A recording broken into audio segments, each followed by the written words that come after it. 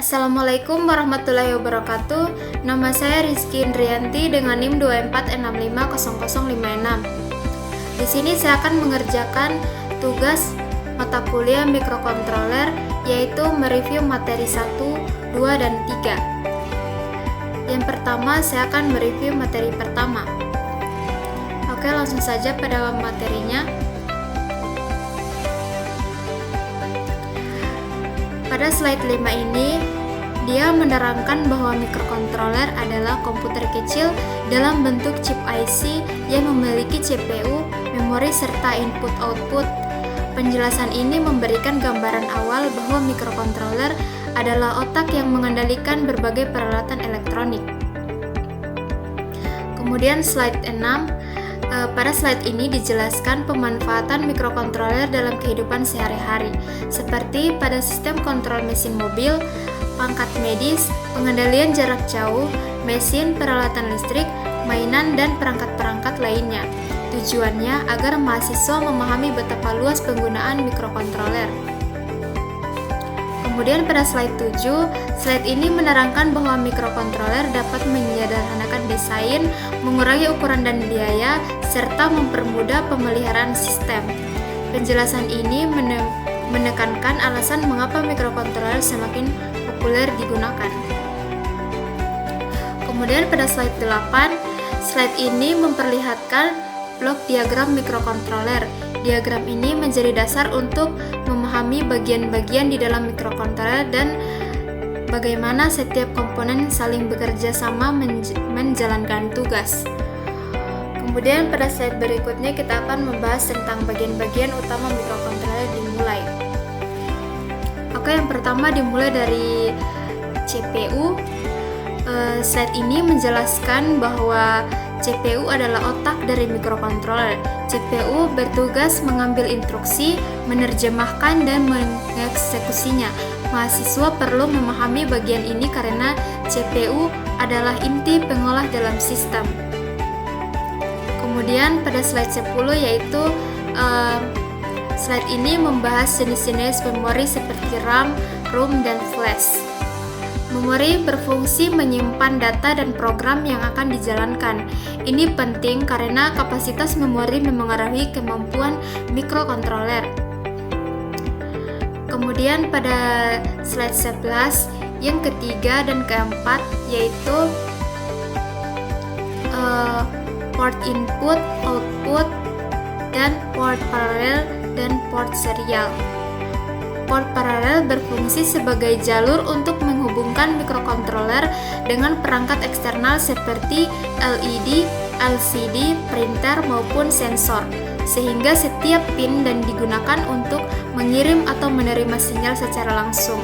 Sementara itu, port serial digunakan sebagai media komunikasi data secara berurutan antara mikrokontroler dengan perangkat lain, seperti komputer, modul komunikasi, atau mikrokontroler lain. Kedua jenis port ini merupakan dasar dalam proses interfacing, terutama pada platform seperti Arduino dan berbagai mikrokontroler modern lainnya. Kemudian pada slide 12, slide ini membahas fungsi timer dan counter yang digunakan untuk mengatur waktu, menghitung pulsa, modulasi, dan pengukuran frekuensi. Bagian ini penting dalam banyak aplikasi seperti membuat delay, PWM, atau mengukur sinyal. Kemudian pada slide 13 yaitu analog to digital converter atau pengonversi analog ke digital atau ADC. Slide ini menjelaskan bahwa ADC mengubah sinyal analog dari sensor menjadi data digital yang dapat diproses mikrokontroler. Fitur ini sangat penting pada sistem yang menggunakan sensor analog. Kemudian slide 14, yang ke-7 dan yang ke-8 yaitu digital to analog atau pengonversi digital ke analog, dan kontrol interupsi atau interrupt control. Pada slide ini dijelaskan dua fitur penting pada mikrokontroler yaitu DAC dan sistem interupsi. DAC berfungsi mengubah data digital menjadi sinyal analog sehingga mikrokontroler dapat mengontrol perangkat analog seperti motor, speaker, atau aktuator lainnya. Sementara itu, interrupt control merupakan mekanisme yang membuat mikrokontroler dapat menghentikan sementara proses utama ketika terjadi event tertentu seperti sinyal dari sensor atau tombol. Interupsi sangat berguna dalam aplikasi yang membutuhkan respon cepat dan real time. Kedua fitur ini menunjukkan kemampuan mikrokontroler dalam mengolah sinyal sekaligus menangani kejadian mendesak secara efisien. Kemudian pada slide 15 yaitu blok fungsi khusus atau special function block. Slide ini menerangkan bahwa beberapa mikrokontroler memiliki blok fungsi khusus, misalnya untuk robotik atau aplikasi tertentu. Bagian ini memperluas kemampuan mikrokontroler sesuai kebutuhan. Kemudian pada slide ke-16 yaitu keunggulan dan kelemahan mikrokontroler.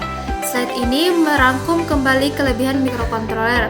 Ukurannya kecil, hemat biaya, mudah digunakan, banyak pin yang dapat diprogram, dan cepat melakukan operasi.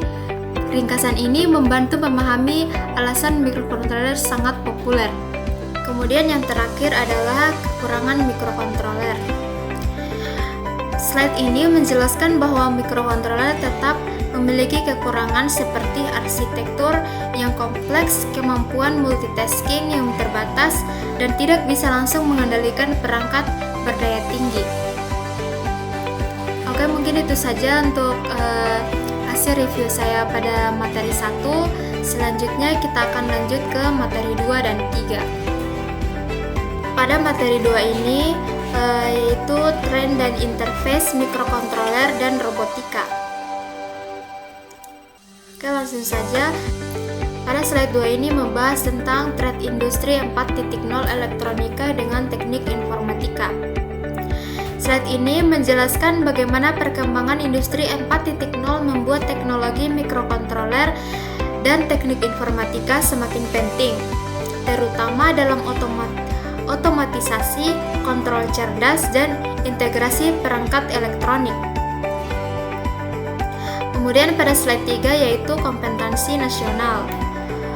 Pada slide ini dijelaskan bahwa dalam SKKNI terdapat kompetensasi programmer embedded, yaitu kemampuan memprogram dan mengisi program ke dalam mikrokontroler untuk kebutuhan industri. Ini menegaskan bahwa bidang embedded memiliki standar profesi resmi. Kemudian pada slide 4 yaitu slide ini berisi berbagai peluang karir seperti developer aplikasi embedded, pengusaha perangkat elektronik, peneliti kontrol dan robotika, hingga teknis profesional. Materi ini menunjukkan bahwa keahlian mikrokontroler membuka peluang kerja yang luas. Kemudian pada slide 5, slide ini menjelaskan kompetensasi software dan hardware yang harus dikuasai seperti bahasa C atau Assembly, Visual Basic, Java, SQL, serta teknologi GSM atau CDMA. Hal ini menekankan bahwa bidang elektronika modern membutuhkan kemampuan pemrograman dan interfacing. Kemudian pada slide 6, slide ini memberi gambaran umum tentang perkembangan dunia elektronika yang semakin maju dan kompleks sehingga membutuhkan teknologi kontrol berbasis mikrokontroler. Slide ini menjelaskan alasan mikrokontroler banyak digunakan, yaitu karena dapat membuat aplikasi single chip yang sudah memiliki CPU, RAM, ROM, dan timer dalam satu chip. Ini membuat sistem lebih kecil dan efisien. Kemudian pada slide 8 yaitu mikrokontroler umum. Slide ini memperlihatkan berbagai contoh mikrokontroler populer yang digunakan dalam pembelajaran dan industri. Tujuannya untuk mengenalkan jenis-jenis mikrokontroler yang sering dijumpai. Kemudian pada slide 9 yaitu berbagai mikrokontroler. Slide ini menjabarkan contoh mikrokontroler dari berbagai produsen seperti ATML, EIC, Basic Stem, Maxim, Motorola, dan Renesas. Ini menunjukkan banyaknya pilihan chip untuk berbagai kebutuhan. Kemudian pada slide 10 yaitu aplikasi mikrokontroler. Slide ini menampilkan contoh aplikasi seperti robotika, kontrol industri, remote system, kontrol via SMS, hingga antarmuka PC. Slide ini menunjukkan bahwa mikrokontroler memiliki peran besar dalam otomatisasi modern. Kemudian pada slide 11 yaitu pertimbangan memilih mikrokontroler. Slide ini menjelaskan faktor-faktor sebelum memilih mikrokontroler seperti ketersediaan IC, harga, pengguna, jumlah fitur, dan bahasa pemrograman yang didukung. Materi ini penting untuk perancangan proyek. Kemudian pada slide 12 ini dia mikrokontroler AVR Atmega 8535. Slide ini menjelaskan arsitektur dan fitur Atmega 8535 seperti memori flash, SRAM, EEPROM, jumlah pin, kecepatan 16 MHz, ADC 10 bit, timer, dan komunikasi serial. Ini memberi gambaran teknis mengenai salah satu mikrokontroler yang umum digunakan. Kemudian pada slide 13 ini yaitu arsitektur CPU AVR. Slide ini menunjukkan diagram arsitektur CPU AVR yang menggambarkan cara kerja internal seperti register, ALU, dan jalur instruksi. Diagram membantu memahami proses eksekusi program di dalam chip.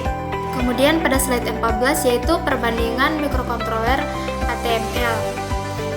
Set ini berisi tabel atau perbandingan antara mikrokontroler ATML yang menjelaskan perbedaan fitur, memori, dan kemampuan setiap seri. Kemudian pada slide 15 yaitu studi kasus.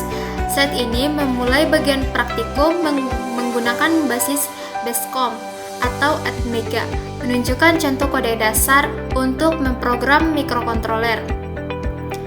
Kemudian pada slide 16, slide ini menjelaskan kode program untuk mengkonfigurasi port B sebagai output dan membuat LED berkedip dengan delay. Program ini menunjukkan dasar kontrol output digital. Dan slide 17 yaitu mengubah analog ke digital.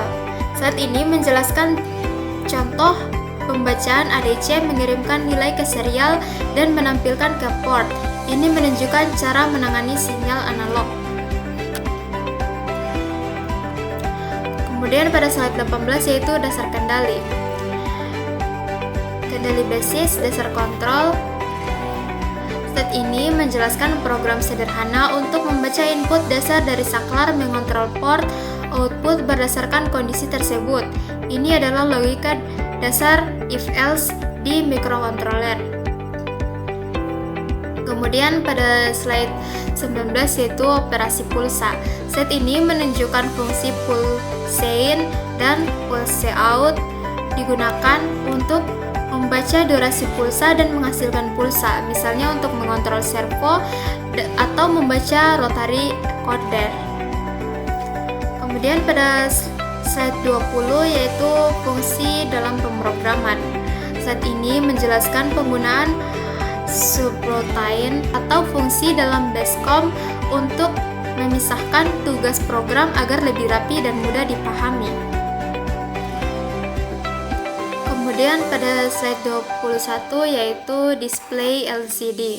Slide ini menunjukkan cara menampilkan data sensor ke LCD. Misalnya suhu dari ADC, materi ini berguna untuk membuat antarmuka tampilan.